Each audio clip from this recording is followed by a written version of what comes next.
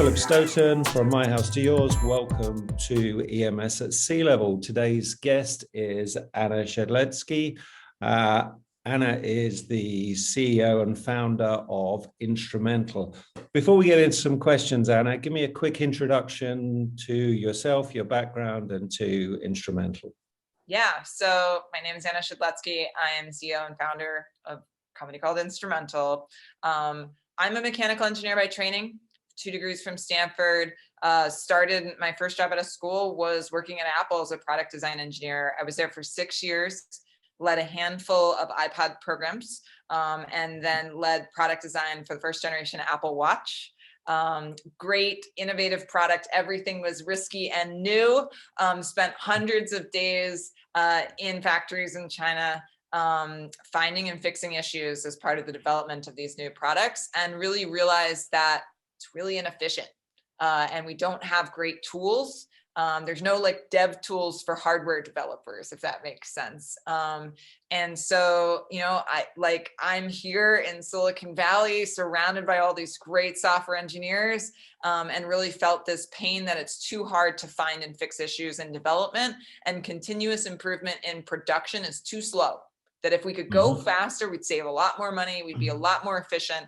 And for the businesses that are thinking about it, we'd be a lot more sustainable in how we manufacture. Less physical waste, less monetary and economic waste and energy waste associated with parts we're just gonna throw out. Just like don't make the bad parts in the first place. Yeah. So that's really was the main impetus for starting Instrumental. We're 6 years old. We're based in, our headquarters is in Silicon Valley. We have a China entity and office as well, global team. We've been growing pretty quickly over the last multiple years actually, but particularly during this tumultuous time with the COVID pandemic, and really excited to be here today to share a little bit about what we've seen with our customers, and kind of the vision for the future. As kind of just a quick aside around what Instrumental does. So we collect data, product data from anywhere in the supply chain that is useful for engineering purposes. So not so much focused on the supply chain and traceability, although that is a piece of some of the stuff that we do, but focused on engineering data, product data. Anything with a serial number we collect, and we have AI that will identify anomalies and defects and relationships between failures in that data. So whether it's actual visual anomalies and failures, or in the test station data that you might, performance tests at the end of the line. Our customers are primarily on the brand side. So we work with companies like Motorola, Lenovo, companies like that, building admired electronics products to help them bring their products to market faster, more efficiently, and at lower cost. Yeah, and better. Hopefully, yes. In simple terms. So my next question was going to be, is Instrumental the service you wish you had? Clearly it is. Yes, 100%. There's a lot of inefficiency in how engineers operate. And I was always very fascinated. Actually, one of the reasons I went to Apple, or was drawn to Apple, was because from the outside, you have this perception that they must build perfect things. I know that's very naive for someone who when you don't know anything about manufacturing and you're like new in your career, you could see why Apple kind of has this persona that like, oh, they must have like no failures. And I was just really intrigued by that concept of building something perfect, because I knew that it was hard to build something perfect. I then found out that Apple doesn't know how to build perfect things every time, just like the rest of the industry. But I've always been very fascinated by the amount of like imperfection that we're willing to accept as an industry. And just kind of like frogs boiling in the water, like kind of just accepted. And this number has just like gone up and up and up over, I'm I guess 10 years in industry at this point, and it's increased even just during that period of time. You've been in this industry way longer, and it's definitely increased over that period of time. Bain and companies projects that for some pieces of the manufacturing industry, this like economic waste could be as much as 40% of every dollar spent. that's Yeah. a little bit crazy. Yeah. But even if it was 20%, like let's say they're Yeah. wrong by double, 20% is still more than any tariff that anyone's paying, Yeah. anything that's causing huge supply chain changes. And yet a lot of times we're kind of complacent about that inefficiency. And so Yeah. let's go fix it. Yeah, and we're looking for 1% in the supply chain, or we're looking for 1% to drive our EMS down. It's let's crazy. Chunk it out at 5% at a time. Yeah. Yeah. I love what you say about the imperfection of products. And I watched one of your change notice shows, and I was listening to you and one of your colleagues talking about using Sharpies to fix things. And I think he talked about a story where he'd used chopsticks in production to fix a particular problem. So there's a whole lot of that. Talk to me a little bit about change notice and how that came about. Yeah. So one of the things that we've learned so we're 6 years old. One of the things that we've learned from being in this space is that there's very limited like learning content, like true learning content for leaders and even, mid-level or earlier engineers that are not makers, but engineers. Yeah. Lots of maker resources. There's not a lot of engineering resources around how do you become a better product design engineer? How do you become a better product development leader? How do you become a better operations leader? And when we talk to leaders, VP levels, C levels, about where they get information about best practices, they tell us that it's from like peers in one-on-one conversations. Like some people go to conferences, but not everybody does. That's not like the main place. And so there's no place online. There's no Stack Overflow for these types of people. That's a software thing for listeners who don't know. That's where software engineers go to learn best practices. There's no equivalent. And so, there's great shows like this one that you do, as well as we're trying to build a community to just share that best practice. And part of the reason we think that there's less best practice sharing in electronics specifically is because there's a lot of sense of confidentiality and proprietariness to a lot of what's done. But like, let's be real, like using HF8600 glue is like not like a earth-shattering proprietary thing. Like figuring out how to dispense glue with glass beads in it, like repeatably at a 0.5 millimeter width. Like this is not the stuff we need to keep secret. There's other things that we should focus on as an industry. Let's like share best practices for this kind of stuff that's really gnarly and like really impacts our efficiency to build. So through the Build Better kind of larger event brand that we have, which is a community of folks that want to learn best practices and share with each other in safe ways that are not violating anybody's NDAs.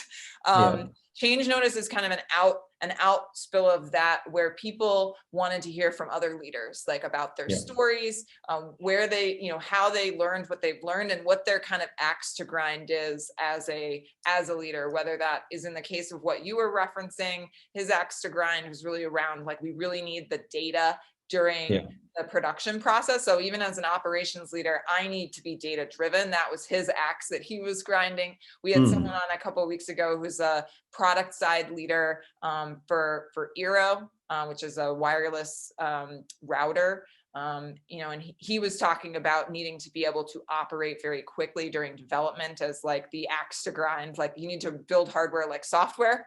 So essentially it's ways to get that kind of perspectives out broadly. And you can find it at instrumental.com/change-notice if you're interested. We have all the videos up. Yeah, or just check out the YouTube channel. It's all there, isn't it? So it's it's really good. I wondered if it was just you got tired of being a guest on shows and you thought, I can do this, I can host a show. That's not difficult. Well, we're trying different content formats too. We're gonna do engineers tear down products that they didn't build and talk about like the engineering and the products. So there's some interesting things we're trying out. And I think part of it was we didn't see the type of content that we wanted to watch and learn from. And so we're filling that. Yeah, and one of the things I really like is you kind of have that formal part at the beginning, and then you have a little bit of a off the record free for all at the end, where That's how we balance. You got to the balance cameras are between, switched off, and everybody yeah. can say, Then shoot maybe from the people hip. are more willing to share. Yeah, That's what we're finding, is that it's pretty challenging to create environments that are safe for people to yeah, learn, yeah. and not feel like they are violating an NDA or sharing something proprietary. Yeah, yeah. I often feel with those that as a journalist, I want to be in the room and learn from all that stuff, but I don't want to be in the room if that stops people talking about all that stuff. So it's kind of a strange position. Anna, we've gone from one disruption to another. We started with maybe trade wars straight into the pandemic, which just seems to rumble and seems to be that rolling thunder that won't stop. And we're now into a major component shortages. Do you think it's we've just got to accept that disruptions are our reality? We've got to design and build for disruption. And how's that impacted you and your customers? Yes, we need to design for disruption.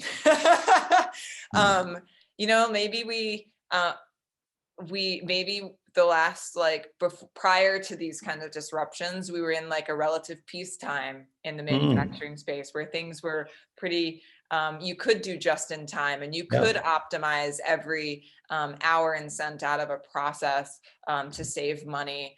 But those, penny wise, pound foolish kinds of savings have really shown that resiliency and agility is really important. And we saw in our customers, actually even before the pandemic, even just with the trade wars or trade escalations, let's say, that there's been a reevaluation of how to structure supply chains to be most protective to the business that's trying to build those products. Everybody just wants to build their stuff. It's pretty simple, and everybody wants to be able to predict that. And I think the unpredictability of the last 24, 36 months even has been a challenge for the industry as a whole. But I think it's good, because the companies that survive will be stronger, because they will have learned adaptations to how to be resilient and adaptive. And I think that we just, as an industry, at least in my time in this career, which is frankly has been less than many of your viewers, it's only 12 years, maybe we haven't had to do that before. So it feels new, and it feels like something that may be passing, and that we just have to grit and bear it. But when you're gritting and bearing it for the third year in a row, I think you got to think about what changes you need to make. So we're certainly seeing that with, our customers are large electronics brands. We're seeing them reevaluate where they do their manufacturing. Some we see staying with trusted partners in China. Some we see moving with the same trusted partners into greater Asia locations, Vietnam, Malaysia, other locations like that. Some we see, particularly in the medium and smaller size companies, they're looking to do things themselves. We see companies building their own lines, or getting local partners wherever they are. We're seeing Mexico. We're seeing a lot of different places that people are looking to build to try to get that, to try to weigh all the different challenges of geopolitical instability combined with just getting the product done, supply chain cost, convenience, being able to get the product done when you can't travel to the location. There's certainly continued uncertainty about when China will be open for foreign visitors. It could be quite some time. Teams are also adapting by hiring in-region support, and hiring folks locally and building technology. I think one of the huge things we've seen is the acceleration of putting product data in the cloud. I've been selling a cloud-based product for 6 years. And when we first started, that was a thing that there were multiple people who just close the door and like, we will never put this data in the cloud. Never. On-prem only. Come back when you're on-prem, and you have a product that's on-prem. But the future is not on-prem. The future is global. It's global teams working on problems and not having to be co-located to do it. And the beauty of cloud-based software is it's wildly scalable. It can be just, if not more secure.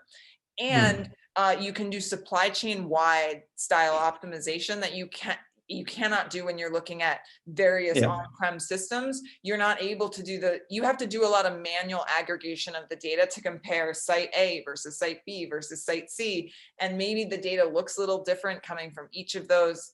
That whole process is not like great efficiency for an organization. Like, use software and technology to do that. And so we've started to see, I mean, it was already happening before the pandemic, where, you know, it's pretty common that all the companies that closed their doors in our face like 6 years ago, that 3 years ago they had like initial AWS instances, and they're like, oh yeah, we've been exploring the cloud.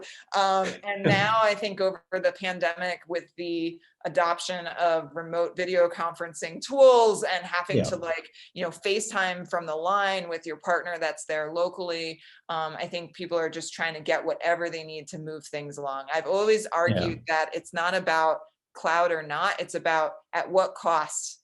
And the cost over the last year became too high. The cost was, we don't get our product out on time, we're slow, our competitors take market share, we don't have anything to put on shelves for Christmas. That's the cost, and that cost was too high to be, you know, figure out how to make cloud secure. But like, the world runs on the cloud now, it's very secure. Absolutely. So definitely see and it makes sense. And it's interesting what you say about that shift from just in time to just in case. I think that's been huge. Yes. But what we all want is the right product made in the right location and made right. And that starts with great data. One of the things I just wanted to touch base on in terms of your technology is, you're a cloud-based software company, but you rely on a certain amount of hardware to collect data.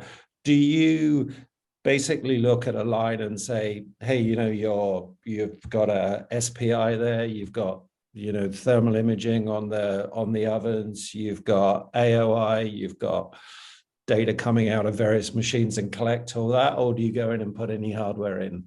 The former? We do both. So we run the gamut from being able to provide value without touching the line, which is very important for customers who are already in production. You don't want to touch the line until you're 100% sure that something is going to give you the right ROI, have the right experience. So we run the gamut from enabling not touching the line and just grabbing data through other means and methods, to deploying our own equipment on the line to actually collect certain data types that our customers may not be able to get. So the way that I would describe it is that anything that is attached with a serial number, so think about test data, measurements data, all of that, we have a way to ingest all of that data from the entire supply chain. So not just the final assembly factory. You could think about upstream, you can think about downstream at returns and repairs, and all the data that's associated with serial numbers that may get stored in MES. Some of it may not actually ever end up in MES, though. It may be locally logged, like the parametric data. So we help our customers unlock all that data and create this digital thread for a single, you know, for each serial number, 100% of their serial numbers. And then we enrich that data set with imaging. And so that imaging can come from cameras that our customers already have. If they have big Cognex or Keyence installations, we just take in that data. Or if they don't, we have drop-in hardware that our customers can put on the line and immediately get up and running with that enriched data set. And the reason the images are really helpful is that's ultimately like the inputs. If you think about your process, it's the geometries that you're putting in, and the test data is the performance you get out. And so if you want to figure out how to get better performance, you need to understand what you put in. And that's why the imaging is so valuable. Yeah. And I see several, you know, some really important players that have a role in the SMT line, in other parts of the line. Do you see yourself as a partner in that ecosystem? Do you kind of work with those different people to say, hey, you know, how can we use your data? How can we use some of the intelligence that you're deriving from the data alongside ours to get something more valuable for the customer? Absolutely. And we're having conversations right now about that. So if there are folks that are interested in adding intelligence like automatic defect detection in unsupervised defect detection in image data, or relationships between, automatically finding relationships between different data sets. We're like happy to have those conversations. We're currently, over the past few years, we've been able to integrate to cameras that see in the UV spectrum, the IR spectrum. We are now actually working on a potential partnership with an X-ray partner. Most of this kind of highly specialized imaging equipment, the brands that are, or the companies that are building that imaging equipment, they're scientists to create the best images. And they're often not, it's not part of their business to necessarily add these layers on top. And so we work with them, and they can find this as an opportunity to actually be able to sell more of their equipment, because there's now some intelligence that can go with it, and also traceability and transparency to, to the end brand, even if the equipment is getting installed in a manufacturing partner's facility, that they can see and get value from that data. And so we've seen that it's made some customers more willing to spend the CapEx to buy something like an expensive inline X-ray machine, when you can like immediately get like the close the loop on the issues that you're finding there, and automatically find those issues. So yeah, we're certainly engaging in early stages for a bunch of potential partnerships that we hope to announce later this year. Yeah, I think those partnerships and the ecosystem is really interesting. I also think the play with the EMS, or the manufacturing company, and the brand itself is really interesting, because I look at the EMS, they should be able to drive up first pass yield, they should be able to increase their line efficiency, they should get all kinds of good things out of it, but often it's the brand that you're installing for. So I'm curious how that works, and whether everybody feels it's a win-win situation, or sometimes the EMS feels that there's a spy in the factory. Yeah, I mean, I would say that the most resilient supply chains, since we were talking about resiliency, are the ones where collaboration happens across the partnership of the brand and the manufacturing partner, CM, JDM, whatever the model is, like and the suppliers. Like the more collaboration you have, the faster you can solve problems. And collaboration requires data and transparency. I think for decades, it's true that like the way that kind of commercial agreements between brands and CMs have kind of dissuaded transparency in terms of like liabilities for costs and things like that. And that's really unfortunate, because I think it's like added, essentially there's like a break on everything that like you have your program running forward, you've got this break that's like a stick in the mud on whose fault it is, instead of like, let's just fix it so we don't have to like, so there isn't a bone pile in the first place. We're talking about 5 units right now. It's not a bone pile, it's 5 units.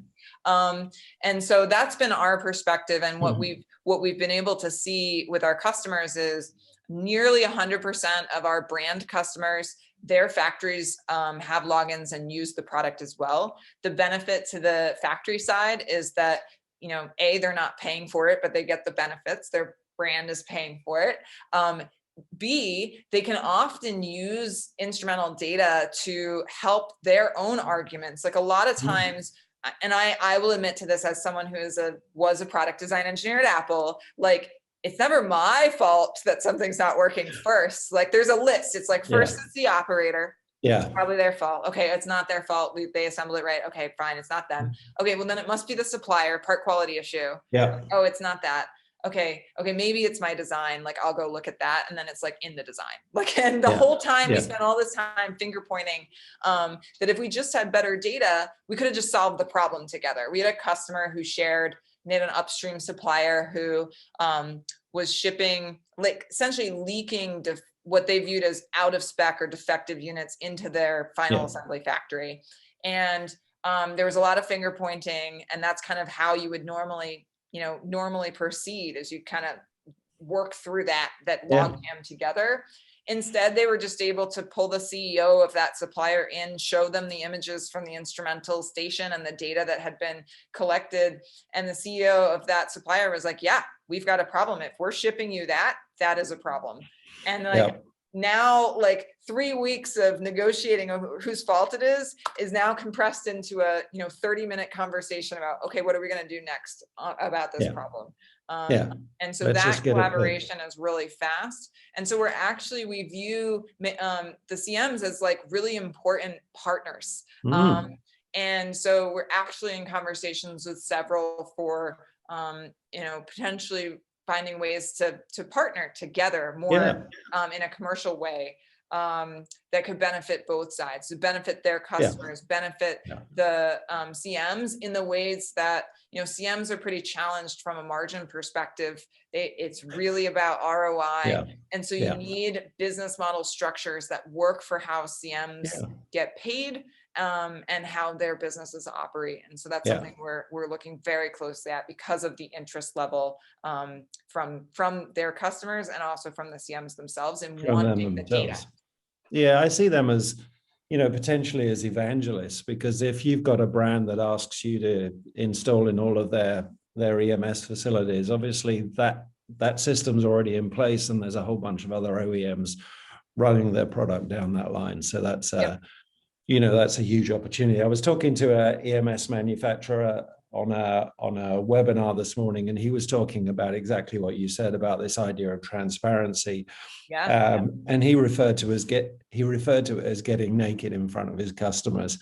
And he said, which is an interesting term, but he said once they did that, their business started to grow really rapidly, and they started to build a level of trust with their customers that they didn't have before, because everything happened kind of in this black box. So take that mystery away, and I think then people become naturally more collaborative. Absolutely. I am a big proponent of that. I've seen it both ways. Suppliers, as a product design leader myself, saw suppliers who had second drawing with different specs on it, or cheating on the line. And then also saw the suppliers that wanted to build relationships and be transparent. And frankly, me and as a leader thinking about who I want to work with, I want to do business with people who are going to tell it to me straight and not try to hide things. Because if the problems are in the open, we can work on them together. We'll solve them much faster. And so I think overall, we need to really think about how we do those negotiate. It all comes from the negotiations on the commercial agreements of who's in for what. And I think focusing on collaboration and how to incentivize collaboration in those agreements and resiliency of the supply chain is probably more important than did you get the lowest cost? Because if you think about it this way, pandemic happens. If you have a relationship with your manufacturing partner that is trusted and deep, you're going to get up and running faster than if there's we can't share what the real date is. We can't. And then everybody's wasting resources on each side, having a fake schedule and a real schedule. And who has time for all that? No, it doesn't make sense. And it's interesting, Anna, because you come at it from the product side, I come at it from the point of view of the manufacturing side. And if we can fix that relationship where you as a brand allow me as a manufacturer to make a decent margin and to have an open relationship where if we do a great job, we do better out of it as well, rather than if we do better out of it, we have to give all that benefit back to the brand, then then I think there's something to build on. And I think there's I think that's changing as well in a shared way, so that both sides benefit for efficiency gains.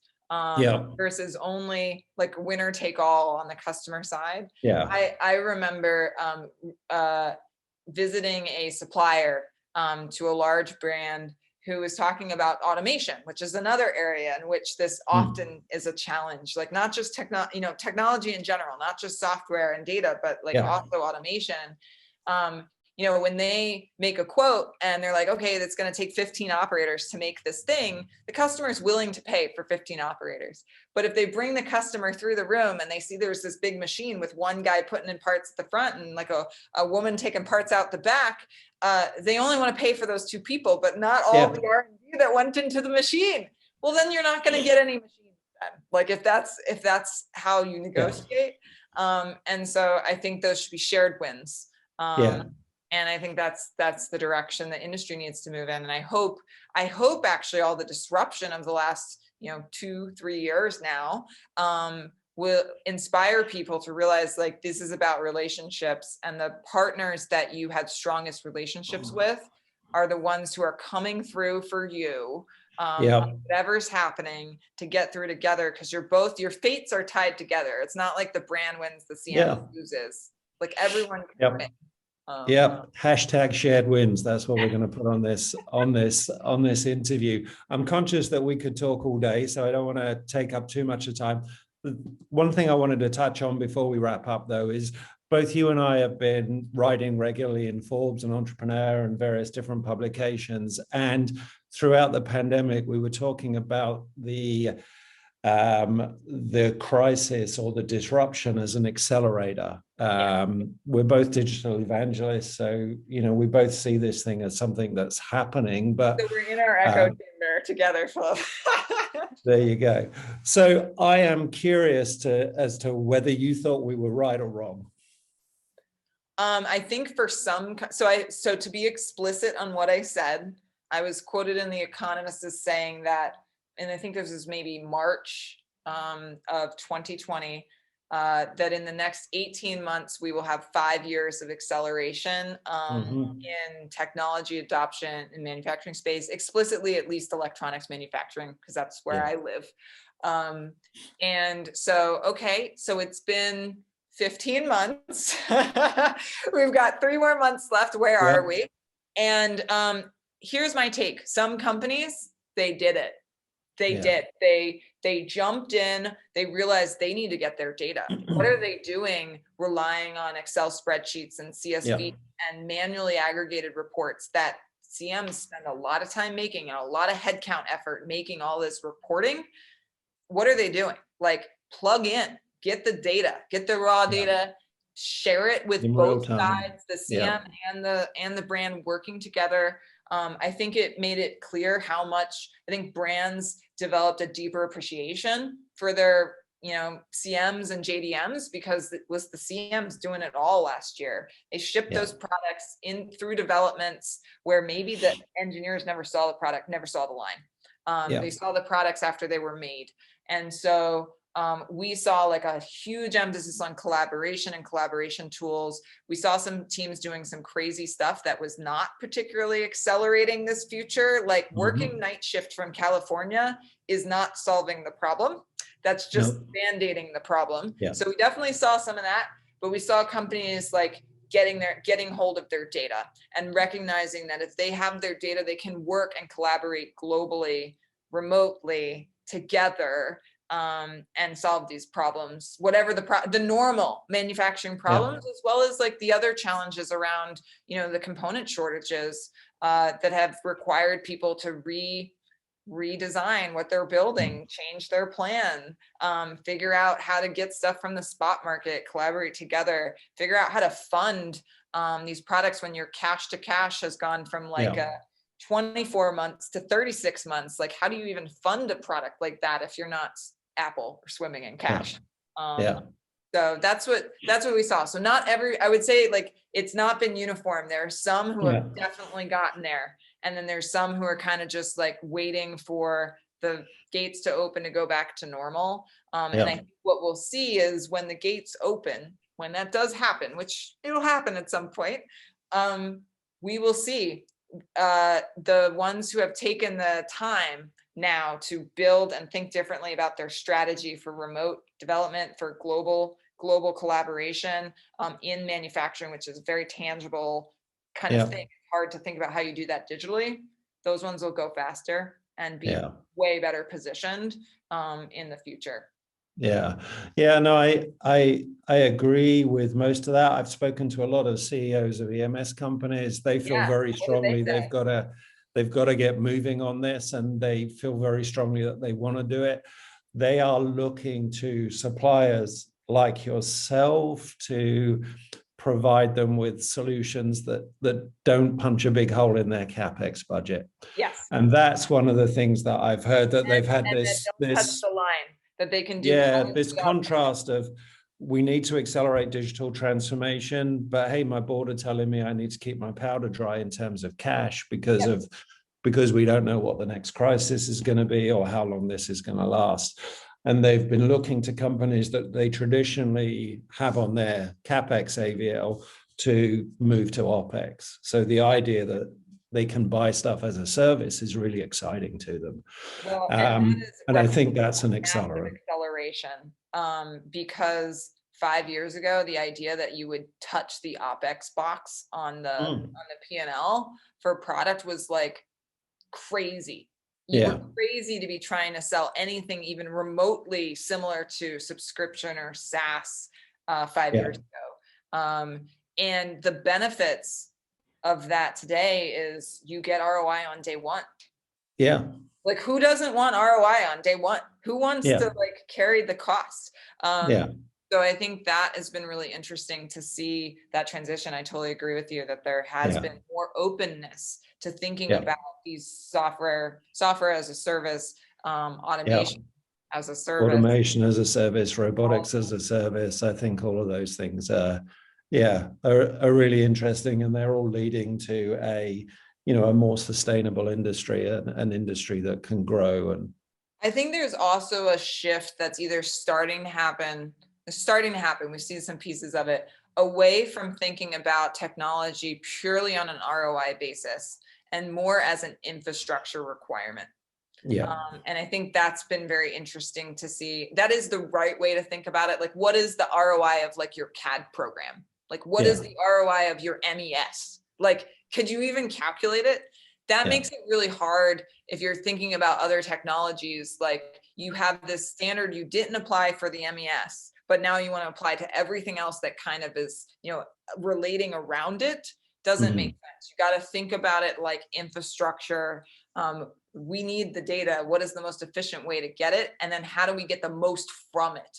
I think is a transition we're starting to see. We're not quite there yet. I was hoping we'd be there by the end of the 18-month period, but I guess we've got 3 months left. Well, you got 3 months. Maybe we'll nail that. I'm not convinced, but I think the momentum is definitely there, and I think carrying that momentum through is going to be absolutely the key as we go forward. Anna, thanks so much for your time. It's been a real pleasure to chat. As I say, we could talk all day. I'm sure we'll come back to some of these topics further down the line. But in the meantime, thanks so much for taking time today. Absolutely. Thanks for having me.